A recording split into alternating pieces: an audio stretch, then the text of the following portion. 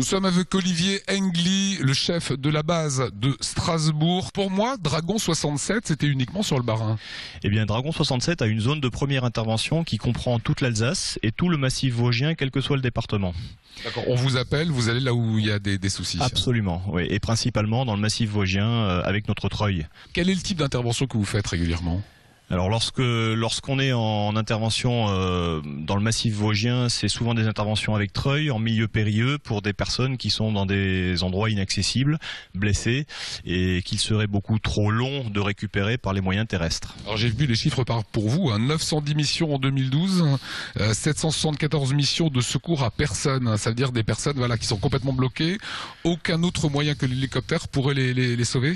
Alors quelquefois, effectivement, c'est dans ce cadre-là. Quelquefois, c'est simplement parce que le vecteur hélicoptère est très rapide et que le choix est fait d'amener un médecin très rapidement auprès d'une victime qui sera pris en charge plus vite par hélicoptère que par les moyens routiers des SMUR classiques. C'est vous qui pilotez l'hélicoptère, vous avez un binôme, c'est le treuilliste, mécanicien treuilliste. C'est quoi son rôle ? Alors le mécanicien opérateur de bord, comme on l'appelle dans la sécurité civile, il a plusieurs rôles. Entretien de l'hélicoptère, le premier.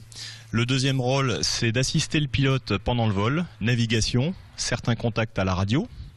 Et le troisième rôle, c'est effectivement de treuilliste. Donc il passe à l'arrière de l'hélicoptère opérer le treuil pour les missions de secours où le treuil est indispensable. Jean-Marie, médecin, est avec nous ce matin. Il faut un entraînement un petit peu particulier pour rentrer dans un hélicoptère ? Bien entendu, il faut d'abord connaître le fonctionnement de l'hélicoptère, la manière de l'aborder, les consignes de sécurité, mais en plus les médecins sont treuillés et ce sont des partenaires qui sont treuillés régulièrement et on les entraîne à ce titre régulièrement également parce que le treuillage n'est pas une manœuvre anodine, il faut vraiment être procédurier et s'y entraîner pour le faire en sécurité en mission de secours. Et le faire dans des conditions souvent extrêmes. Et dans des conditions souvent difficiles, effectivement, oui. On vous suit.